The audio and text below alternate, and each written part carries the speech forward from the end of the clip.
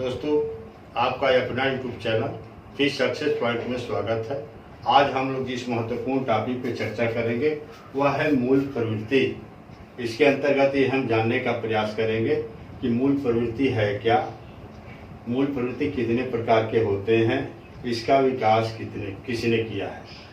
दोस्तों, यदि आप हमारे चैनल पर नए हैं तो हमारे चैनल को सब्सक्राइब कीजिए, बेल आइकन को प्रेस कीजिए ताकि कोई भी नोटिफिकेशन सबसे पहले आपके पास पहुंचे। चलिए आते हैं दोस्तों मूल प्रवृत्ति पर कि मूल प्रवृत्ति है क्या। तो मूल प्रवृत्ति वो प्रवृत्ति है जो जन्मजात होती है।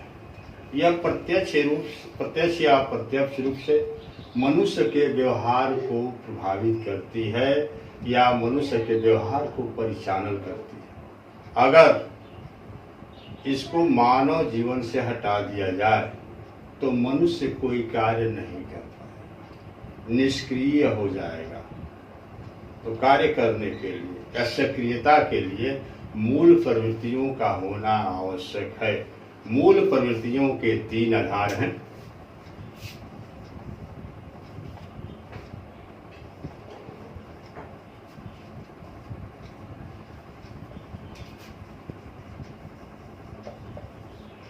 फर्स्ट हो गया संचय,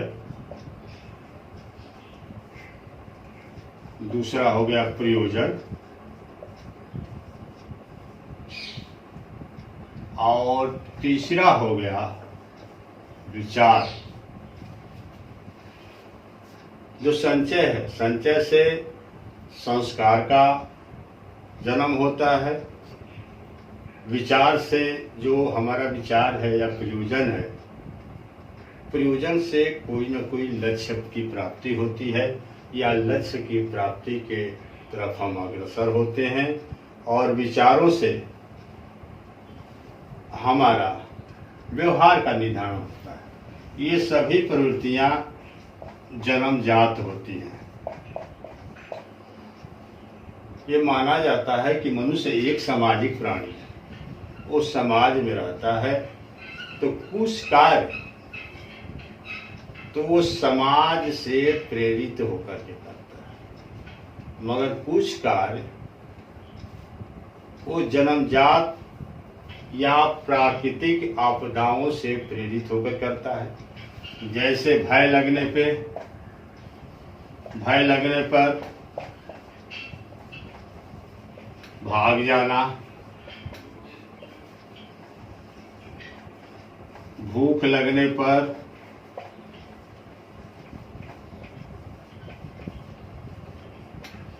भोजन की खोज करना, या हम कह सकते हैं कि मूल प्रवृत्तियां वे प्रवृत्तियां हैं जो मनुष्य या किसी भी प्राणी को वो जन्म से प्राप्त होती है। इसके लिए प्रयास करने की आवश्यकता नहीं पड़ती। जैसे एक बालक है, बहुत बड़ा, और काले कुत्ते को देख करके डर जाता है और डर करके भाग जाता है, तो यही मूल प्रवृत्ति है, जन्मजात है। इसे सिखाने की आवश्यकता नहीं है। इसी को ध्यान में रख करके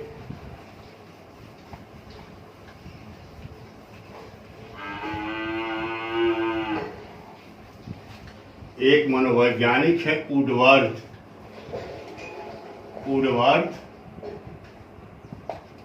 तो वुडवर्थ ने कहा भी है कि मूल प्रवृत्ति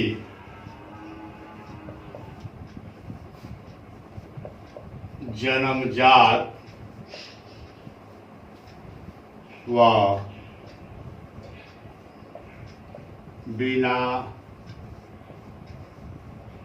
सीखा हुआ व्यवहार है।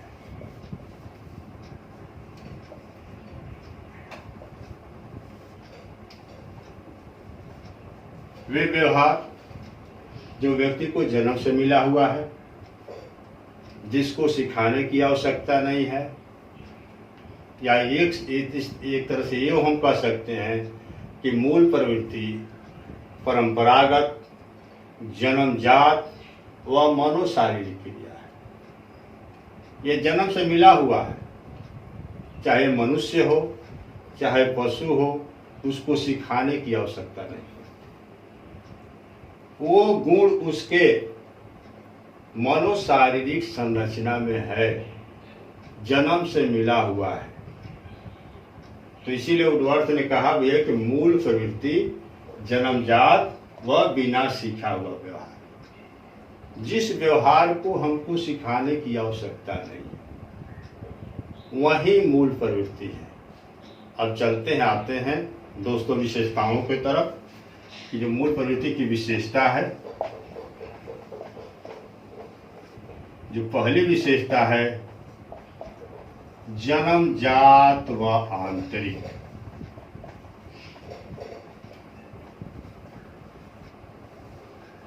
मूल प्रवृत्ति जन्मजात है, चाहे मनुष्य हो या प्राणी हो, वो जन्म से मिला हुआ है, वो आंतरिक भी है। इसीलिए कहते हैं कि मूल प्रवृत्ति जन्मजात भी है और आंतरिक भी है। दूसरा है सार्वभौमिकता।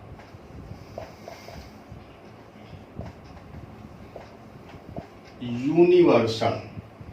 मूल प्रवृत्ति सार्वभौमिक है, यह संसार के सभी प्राणियों में पाई जाती है। जो प्राणी जन्म लेता है उसके अंतर्गत उसके अंदर ये मूल प्रवृत्ति आ जाती है, सभी प्राणियों में पाई जाती है। इसलिए इसमें सार्वभौमिकता भी पाई जाती है। कोई भी समाज हो, उसके जो प्राणी होंगे, मनुष्य होंगे, बालक होंगे, उसमें मूल प्रवृत्ति होगी, क्योंकि मूल प्रवृत्ति हमारे व्यवहार का परिचालन करती है। तीसरा हो गया संवेग। मूल प्रवृत्तियों का संबंध संवेग से है। आपको मैं यहाँ पे बता दूं, संवेग एक उत्तेजित दशा है जो व्यक्ति के व्यवहार को प्रेरित करती है। व्यक्ति का व्यवहार बदल जाता है। इसीलिए उद्वर्थ ने कहा है संवेग व्यक्ति की उत्तेजित दशा है और इस दशा का संबंध मूल प्रवृत्ति से है। जैसे बालक में भय नामक संवेग होगा तो बालक क्या करेगा, भाग जाएगा या पलायन। तो संवेग हो गया भय और मूल प्रवृत्ति क्या हो गई यहाँ पे, पलायन। मूल प्रवृत्ति हो गई पलायन। मैकडूगल ने 14 मूल प्रवृत्तियों का 14 संवेग बताया है।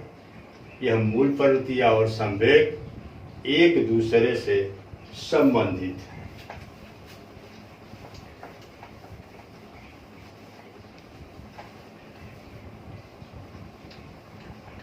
अब आते हैं तीसरे बिंदु के पास, चौथे पॉइंट के पास, लक्ष्य को प्रेरित।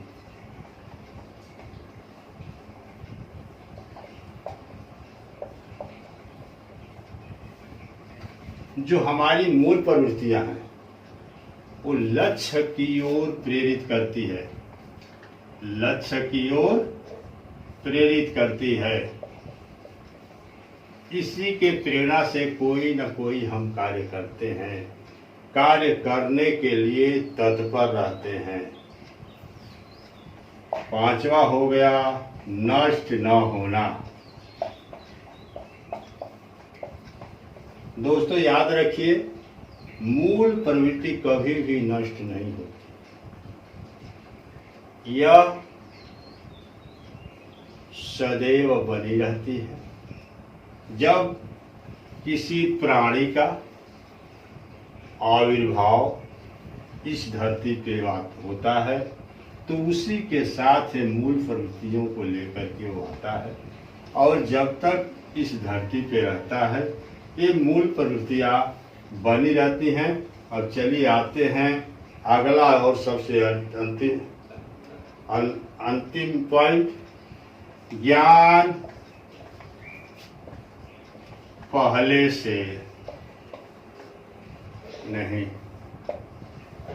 जो भी हमारी मूल प्रवृत्ति है उसका ज्ञान बालक को या किसी भी प्राणी को पहले से नहीं होता है, उसका जन्म लेने के बाद ही होगा। अब हम आते हैं,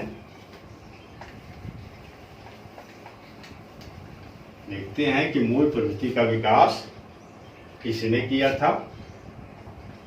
तो मूल प्रवृत्ति का जनक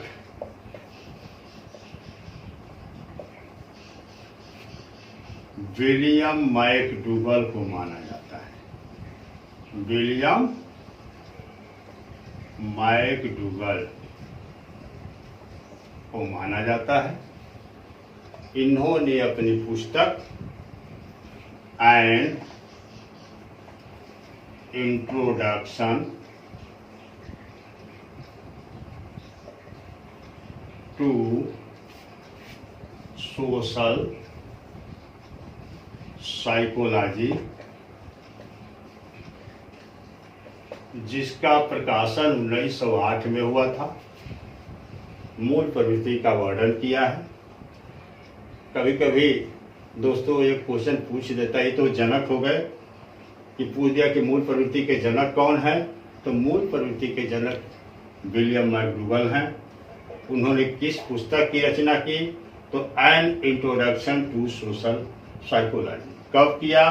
तो 1908 में। इसके पहले एक शब्द आता है कि मूल प्रवृत्ति शब्द का सबसे पहले प्रयोग किसने किया? मूल प्रवृत्ति का सबसे पहले प्रयोग किसने किया? शब्द का, मूल प्रवृत्ति शब्द का सबसे पहले प्रयोग किसने किया? तो दोस्तों मैं आपको बता देना चाहता हूं, इसका सबसे पहले प्रयोग विलियम जेम्स ने किया। विलियम जेम्स ने किया, जिनको हम मनोविज्ञान का पिता भी कहते हैं। तो ये हो गया मूल प्रवृत्ति शब्द का सबसे पहले प्रयोग विलियम जेम्स, और मूल प्रवृत्ति का जनक विलियम मैकडूगल को माना जाता है। मैकडूगल ने कहा है कि मूल प्रवृत्ति वो व्यवहार है जो मनुष्य को या पशु को जन्म से प्राप्त होते हैं, जिसे सिखाने की आवश्यकता नहीं पड़ती। या यूं कह सकते हैं हम कि मूल प्रवृत्ति बिना सीखा हुआ व्यवहार है।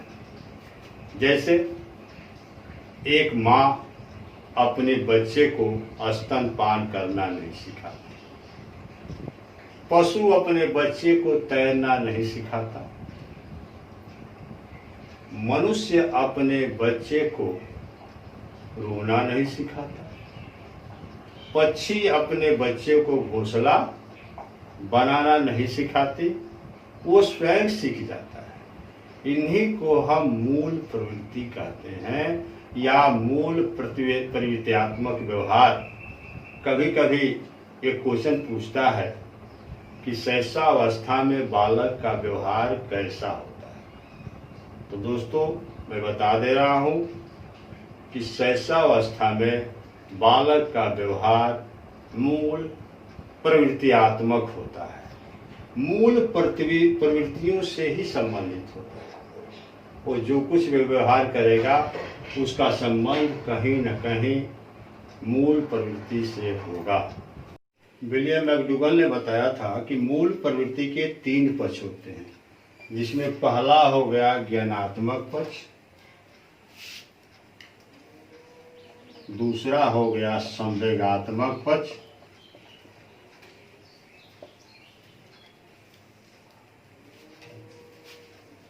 और तीसरा हो गया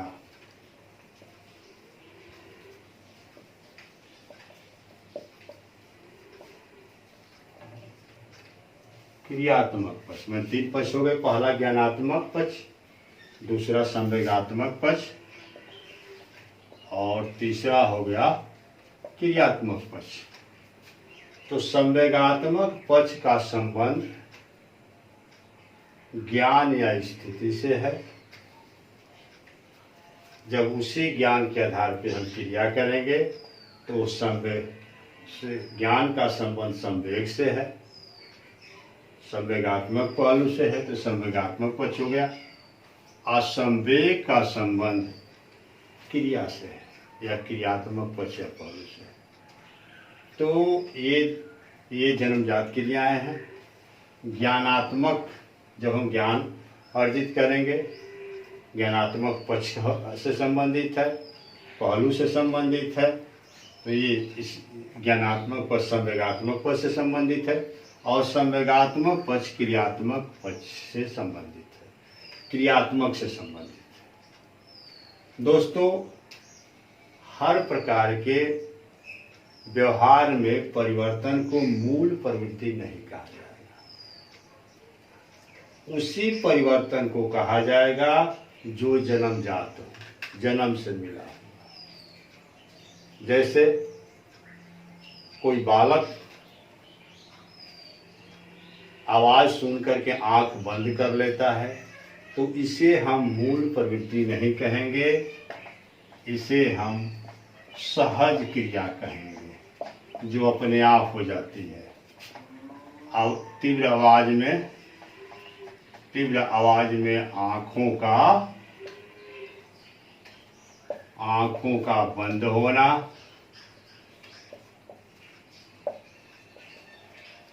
इसके बाद हो गया छिड़काना,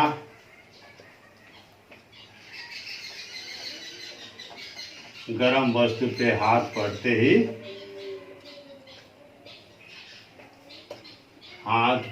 ही हटा लेना, ये सहज क्रिया है। इसको हम सहज क्रिया कहेंगे, ये अपने आप हो जाता है। इसका संबंध मूल प्रवृत्ति से नहीं है, जन्मजात नहीं है। मूल प्रवृत्ति उसी को कहेंगे जो जन्मजात है या जन्म से मिला हुआ है। जन्मजात व्यवहार को ही हम मूल प्रवृत्ति कहेंगे। मैकडूगल ने 14 मूल प्रवृत्ति और 14 मूल प्रवृत्ति क्या 14 संवेग बताया है। 14 मूल प्रवृत्ति है और 14 संवेग है जो एक दूसरे से किसी न किसी रूप में संबंधित है। दोस्तों, ये 14 मूल प्रवृत्ति है और 14 संवेग है। मूल प्रवृत्ति भी संवेग से संबंधित है और संवेग भी क्या है, मूल प्रवृत्ति से संबंधित है। कई बार पूछा जाता है कि पहला मूल प्रवृत्ति क्या है, तो पहला मूल प्रवृत्ति हो गया डर या भय, जो बालक के जन्म से ही मिलता हुआ है। बालक या कोई प्राणी जन्मजात गुण है, जब इस धरती पे आता है तो ये गुण उसमें होता है। तो पहला मूल प्रवृत्ति डर या भय हो गया, संवेग डर या भय हो गया, और उससे संबंधित मूल प्रवृत्ति हो गई पलायन या भागना। दूसरा मूल प्रवृत्ति है युत्सा या इसे युद्ध प्रियता भी कहते हैं, इससे संबंधित संवेग क्रोध है। तीसरा है निवृत्ति या अप्रियता, जब हम किसी से निवृत्ति पाना चाहते हैं या कोई व्यक्ति हमको अप्रिय लगता है तो उसे कौन सा संवेग परिलक्षित होता है, उत्पत्ति होती है, तो घृणा नामक संवेग। इसके बाद है शिशु रक्षा। शिशु रक्षा मूल प्रवृत्ति है तो उसका संवेग होगा वात्सल्य। संवेदना या शरणागति ये मूल प्रवृत्ति है। जब हम शरणागति किसी के शरण में कब जाते हैं, जब हमको कोई न कोई या आपको कोई न कोई कष्ट होता है, तो संवेदना या शरणागति मूल प्रवृत्ति है। तो उसका संवेग है कष्ट। छठवें नंबर पे आता है काम, मूल प्रवृत्ति है, तो इसका संवेग है कामुकता।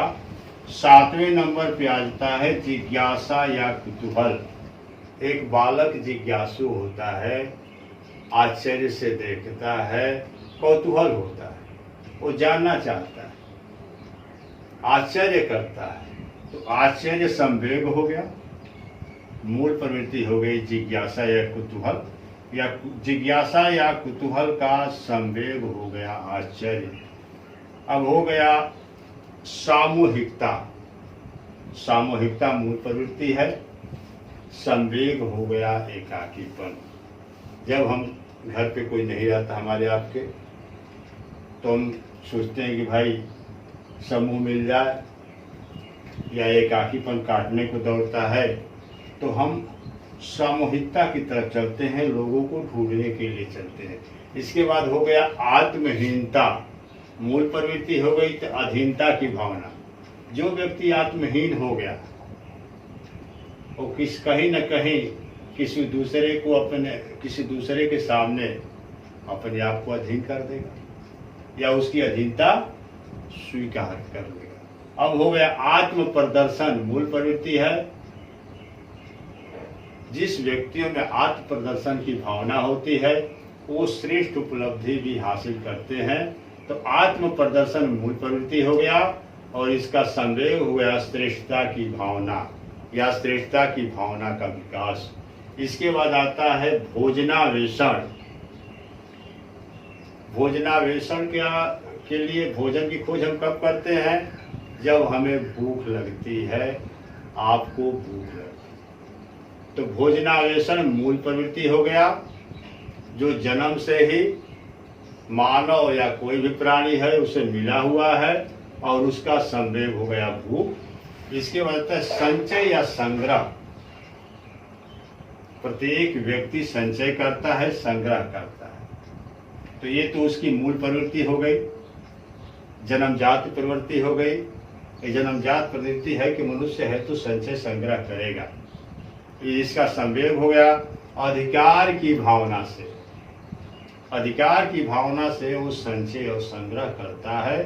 तो दोस्तों, संचय और संग्रह हो गया मूल प्रवृत्ति, अधिकार की भावना हो गया संवेग। 13वें नंबर पे आता है रचना। मूल प्रवृत्ति हो गई, जन्मजात व्यक्ति में होता है। एक बालक जब बाल्यावस्था में पहुंचता है तो उसके अंदर रचनात्मक सृजनात्मक शक्तियां होती हैं। तो ये तो मूल प्रवृत्ति हो गया रचना। संवेग हो गया रचना का आनंद। इसके बाद लास्ट में आता है हरास या हास्य। मूल प्रवृत्ति हो गई। आपने देखा होगा एक छोटा सा बालक, जब हम उसको लेते हैं या घुमाने का प्रयास करते हैं, घुमाते हैं, तो हमको देख करके क्या करता है? हंसने लगता है, मुस्कुराने लगता है, आनंदमय हो जाता है। तो हरास हो गया, हास्य हो गया मूल प्रवृत्ति, और उसका संवेग हो गया आमोद। इस तरह से दोस्तों हम देखते हैं 14 मूल प्रवृत्तियां हैं और 14 संवेग हैं। तो 14 मूल प्रवृत्तियों के जनक भी मैकडूगल हैं, और 14 जो संवेग हैं इनके भी जनक मैकडूगल हैं। अब ये टॉपिक पे चर्चा मैं यही समाप्त करता हूँ। अगले दिन अगले टॉपिक पे चर्चा होगी। दोस्तों, यदि हमारा वीडियो अच्छा लगा हो तो इसे सब्सक्राइब कीजिए, कमेंट कीजिए, लाइक कीजिए, और अधिक से अधिक दोस्तों, सहयोगियों और मित्रों के साथ शेयर कीजिए। धन्यवाद।